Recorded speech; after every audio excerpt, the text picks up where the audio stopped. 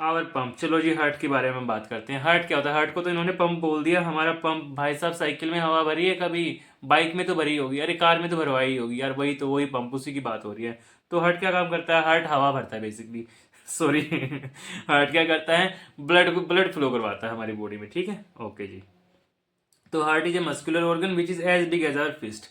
Heart basically क्या है? Heart का साइज कितना होता है? हमारे जैसे फिस्ट होती है ना, जैसे हमारी मुट्ठी होती है, ऐसा ऐसा कुछ होता है हार्ट। ये वाला हार्ट हार्ट नहीं होता, ये वाला हार्ट हार्ट होता है, ठीक है। Both oxygen and carbon dioxide have to be transported by the blood. The heart has different chambers to prevent the oxygen rich blood from mixing with the blood containing. Heart के पास अलग अलग कमरे होते हैं, जाहिर सी बात है। एक कमरे में हमारी पहली क्रश रहेगी, एक में दूसरी क्रश रहेगी, एक में सॉरी सॉरी सॉरी, मैं गलत जा रहा हूँ। चलो जी।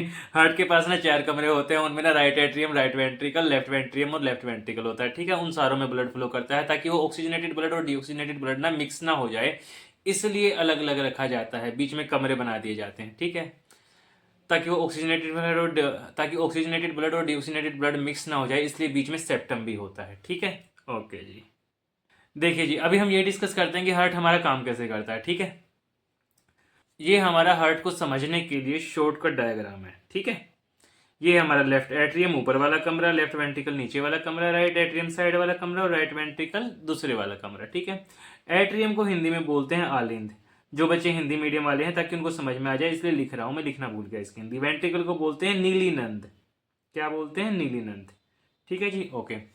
अब जो आपका ऑक्सीजनेटेड ब्लड है, जैसे आप सांस लोगे ऑक्सीजन जाएगी अंदर, ऑक्सीजन ब्लड में घुल जाएगी, ठीक है। ऑक्सीजन जैसे ब्लड में घुल जाएगी तो लंग्स में से जो ऑक्सीजनेटेड ब्लड आएगा वो पहले आएगा लेफ्ट एट्रियम में। कहाँ आएगा? लेफ्ट एट्रियम में। लेफ्ट एट्रियम के बाद कहाँ जाएगा? लेफ्ट वेंट्रिकल में। और लेफ्ट वेंट्रिकल के बाद कहाँ पहुंचा दिया जाता है? पूरी बॉडी में, ठीक है। तो डिफरेंट डिफरेंट बॉडी ऑर्गन में अब हमारा ब्लड चला जाएगा। अब ये कौन सा ब्लड गया है? ये गया है ऑक्सीजनेटेड ब्लड, ठीक है। अब क्या होगा? डिफरेंट बॉडी ऑर्गन से भी ब्लड आएगा। वो कौन सा ब्लड होगा? वो डीऑक्सीजनेटेड ब्लड होगा। तो डिफरेंट डिफरेंट बॉडी ऑर्गन से जो ब्लड आएगा वो होएगा डीऑक्सीजनेटेड ब्लड, और वो जाएगा सबसे पहले हमारे राइट एट्रियम में, ठीक है। राइट एट्रियम से कहाँ जाएगा? राइट वेंट्रिकल में। और राइट वेंट्रिकल से कहाँ जाएगा? लंग्स में। क्या होने के लिए? प्यूरिफाई होने के लिए, ठीक है जी। आपको प्रोसेस बता देता हूँ कैसे होगा। सबसे पहले लंग से जाएगा लेफ्ट एट्रियम में, लेफ्ट एट्रियम से लेफ्ट वेंट्रिकल में, लेफ्ट वेंट्रिकल से पूरी बॉडी में जाएगा, ठीक है।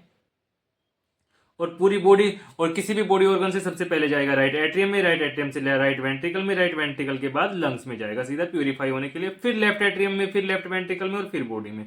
ये प्रोसेस फॉलो होता है, ठीक है। सॉरी। अभी मैं आपको कुछ वन मार्कर क्वेश्चन बताऊंगा, चलिए सुनिए ध्यान से। जब लंग्स से ब्लड आता है लेफ्ट एट्रियम में, तो ये किसके द्वारा लाया जाता है? आर्टरी के द्वारा या वेन्स के द्वारा? अब जाहिर सी बात है, टुवार्ड्स हार्ट आ रहा है ब्लड, ठीक है। टुवार्ड्स हार्ट आने का लाने का काम कौन करता है? वेन्स। तो यहाँ पे कौन सी वेन काम करेगी? यहाँ पे हमारी वेन काम करेगी पल्मोनरी वेन। कौन सी वेन? पल्मोनरी वेन, ठीक है जी। ओके। अब लेफ्ट एट्रियम से ब्लड जाएगा लेफ्ट वेंट्रिकल में, लेफ्ट वेंट्रिकल से जाएगा बॉडी ऑर्गन में। अब बॉडी ऑर्गन में अब अवे फ्रॉम द हार्ट आप ब्लड को लेके जा रहे हो, तो away from the heart blood को ले जाने का काम कौन करता है? आर्टरी करती है। कौन सी आर्टरी करेगी? आयोटा। आयोटा की स्पेलिंग होती है AORTA। मुझे पता है बहुत सारे लोग इसको ओर्टा पढ़ने की कोशिश करेंगे, लेकिन इसको बोलते आयोटा ही है, ठीक है। तो ये वाले ये है ना पल्मोनरी वेन और आयोटा, ये काम करती है हमारी लेफ्ट वाली साइड में, ठीक है। अब जो बॉडी ऑर्गन से जो ब्लड आएगा, बॉडी ऑर्गन से ब्लड आएगा हमारा सीधा राइट एट्रियम में। अब हार्ट के पास ब्लड ले जाया जा रहा है। हार्ट के पास कौन लेके जाता है? वेन्स। कौन सी वेन लेके जाएगी? वीना कावा। वीना कावा जो वेन है वो लेके जाएगी ब्लड को राइट एट्रियम में, ठीक है जी।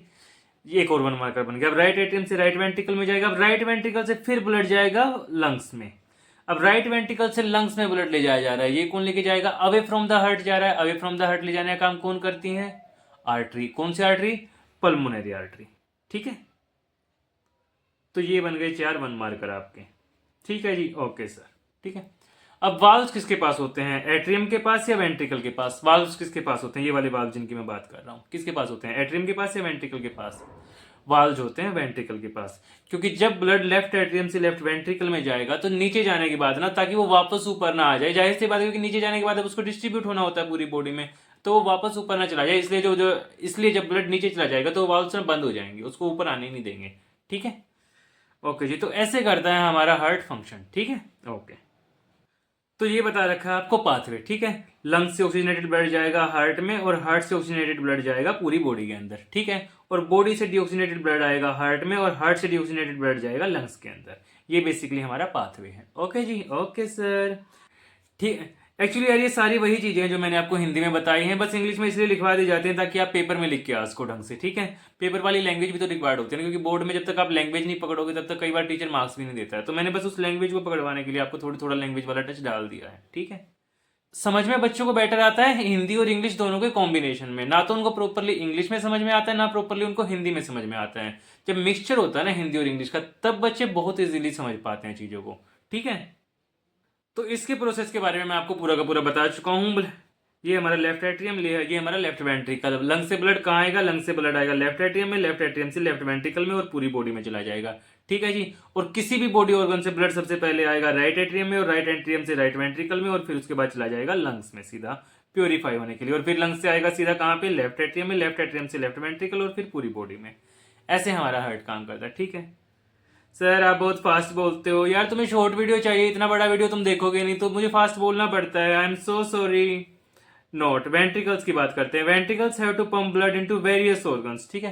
ये तो मैं यार मैं बता चुका हूँ ना, हिंदी में ये सारी बातें मैं आपको बता चुका हूँ, ठीक है ना। वहीं से समझो यार, ये से बहुत शांति से और इत्मीनान से चीजों को पढ़ो। Don't try to create burden on your mind. भाई साहब जितना बर्डन क्रिएट करोगे ना उतना बर्डन क्रिएट हो जाएगा। वैसे ही फेब्रुवरी आने वाला है यार, हालत तुम लोगों की वैसे खराब है, क्यों बर्डन क्रिएट कर रहे हो?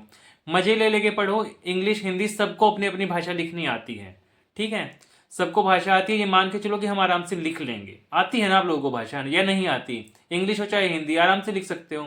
तो जब लिख सकते हो तो क्यों रट रहे हो चीजों को? रटो मत, उसको समझो कि हाँ चीजें ऐसे आएंगी, ठीक है। एक बार समझ में आ गया, लिखना अपनी लैंग्वेज में है। और बोर्ड के पेपर से पहले 4 से 5 साल के पेपर कर लेना बेयर मिनिमम। जिस बच्चे ने 10 साल के पीवाईक्यू लगा लिए ना, उस बच्चे का रैंक रोकने वाला कोई नहीं है। तुम्हें किसी स्ट्रेटेजी की जरूरत नहीं है, कहीं मुंह मारने की जरूरत नहीं है। सीधी सी बात है, एनसीईआरटी उठाओ और पिछले 10 साल के पेपर उठा लो। फुल टू मार्क्स आएंगे, लिखवा के ले लो। और बताओ, फुल टू मार्क्स आएंगे। सिर्फ एक एनसीईआरटी और पिछले 10 साल के पेपर कर लो पीवाईक्यू। खुद से कर लो या किसी टीचर की हेल्प से कर लो या यूट्यूब से कर लो, कैसे भी कर लो। सिर्फ इतना सा काम करना है तुम्हें।